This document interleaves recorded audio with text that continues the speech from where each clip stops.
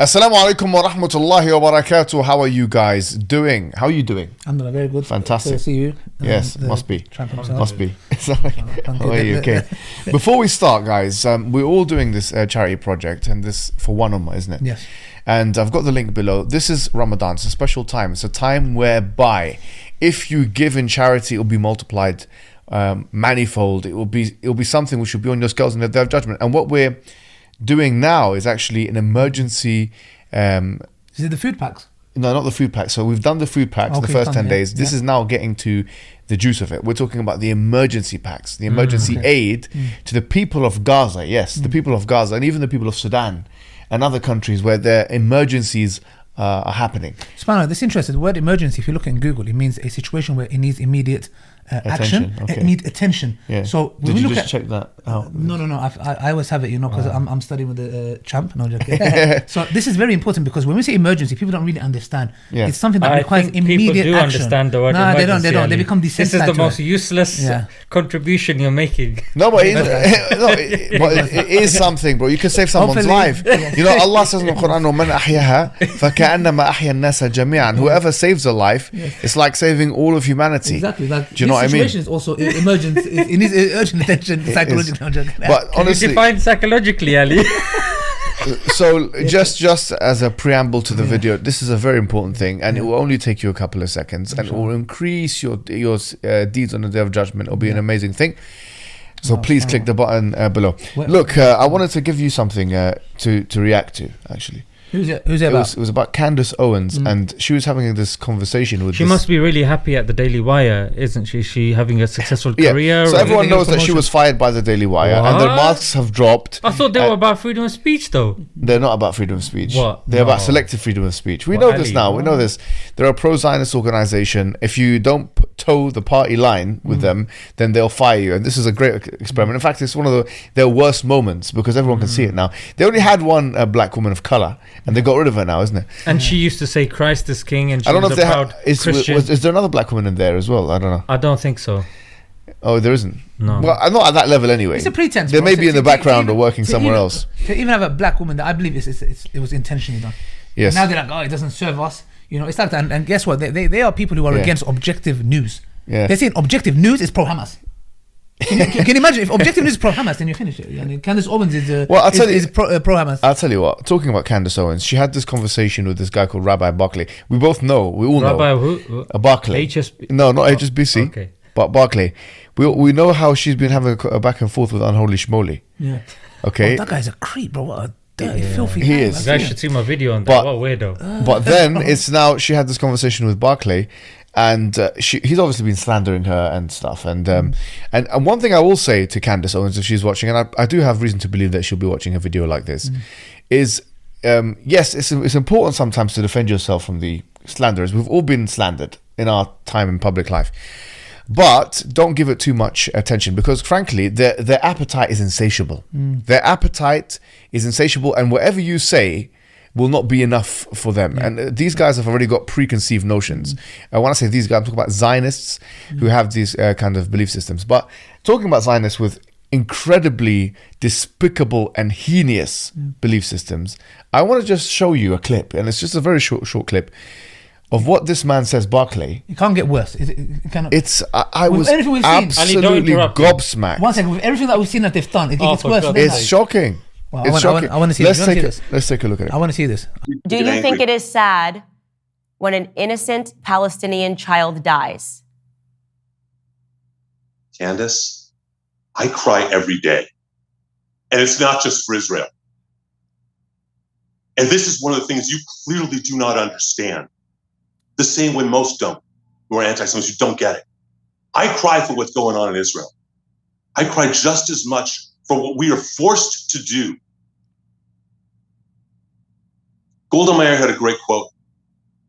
She said that one day we may be able to forgive them for killing Israeli children. We will never be able to forgive them for making us kill their children.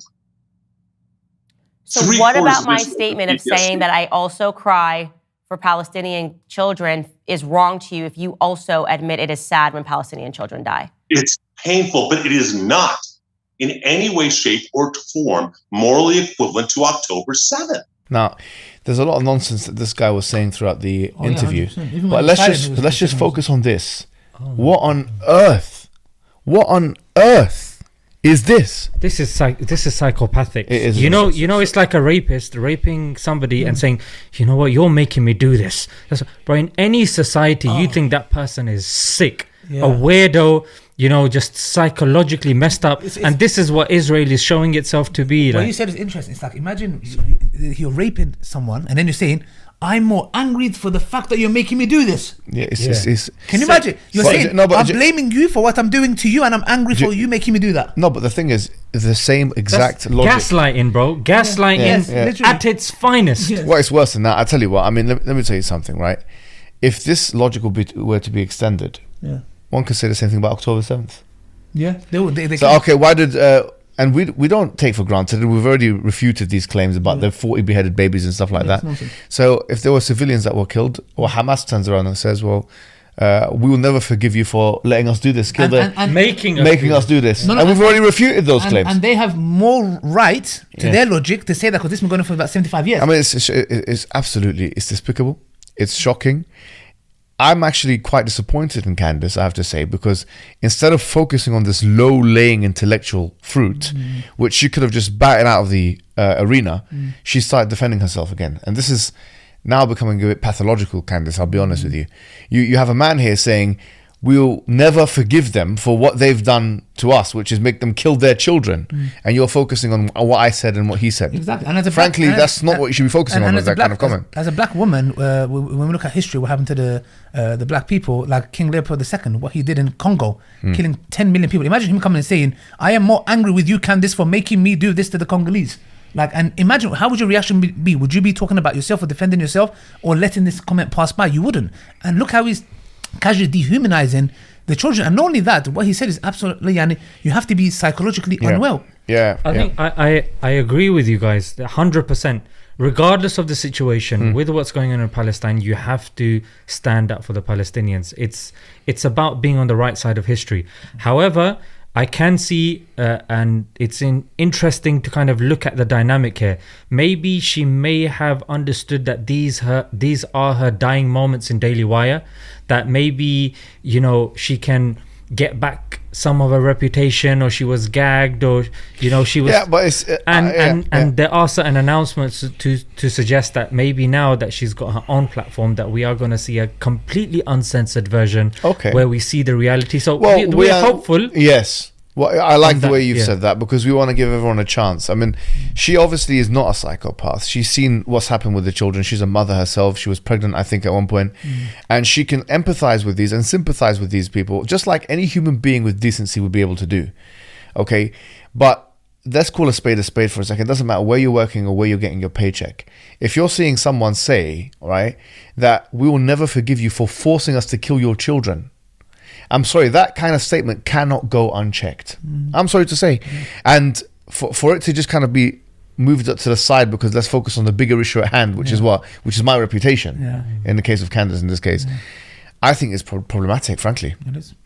But I will say that this is now, it's reached a stage where after I read, I listened to this and I saw him say that, I was like, there's no reasoning with this kind of person. You can't. There's no reasoning with this kind of person. It's not. It's unbelievable. Any average individual watching this and hearing these people speak on a day-to-day basis, it just gets worse and worse and more disgusting, more disturbing, more gaslighting. It's really, really disturbing. And a lot more people are waking up. And I think Candace Owens, being a Christian herself, and seeing the contempt towards Christianity as well. And she's mentioned a lot of posts as well where she's saying that the bowl has been spiked, and that's why we're seeing Christ being mocked in Hollywood. And she's saying a lot of interesting stuff, and hopefully through her leaving now, she'll be able to say more things that will awaken more people, because it seems like it's not working when it's coming from people like us. Maybe it will come from their own. I think we're going to see the real Candace Owens. Once she has her own platform, we're going to see what she's really about, because now the Daily Wire influence that is not there. But alhamdulillah, you know what it is, like Allah, when we are told that on Yawm al-Qiyamah our limbs will speak out, I just feel like, what's happening now with the Zionists, They are literally showing the whole world the true reality with their own tongue. You cannot make this up, bro. Wallahi, you cannot. If you orchestrated it, nobody will put a script down. Even if we Muslims were scripting, we'd never put a script down as bad as this. No, because imagine that. Imagine if I went to Piers Morgan's show exactly. and he asked me about October the 7th, and I said, look, I mean, the 40 babies were killed for the sake of argument, and I They didn't made challenge us that, do it. but they made us kill him. That'll be on front pages, bro. I'll be in a prison. Angry you'll be in prison, bro. It's a prisonable offence, I think. 100%. It's definitely a criminal offence to say that. And even here in the UK, there was that image of a child on the Jewish holy day going with a replica gun. Oh yeah, I'm gonna go on the streets. I'm gonna go to that street soon, And then the Hackney police responded by saying, "Oh, it's not really an offence." So we can walk around with. But if my son dressed up in ISIS and went with a gun. Look, it's incredible double standards, and it's untenable at this stage. But what we will say is we have a chance to do our bit by spreading videos like this, but also by clicking the link below and helping our brothers and sisters in Gaza, in Sudan, in different parts of Afghanistan where emergency aid is required. Let's be people of action, honestly. Any last words, guys? No, that's it. And don't forget to support. I think that was a veiled threat. Like, any last words? My last words would be, inshallah, support One Ummah, the charity, the emergency charity, brothers and sisters. And my last words would be, Ashhadu an la ilaha illallah wa ashhadu anna Muhammadan Rasulullah. Inshallah. On We that need to live bombshell. by it to die by it. Assalamu alaikum wa rahmatullahi wa barakatuh.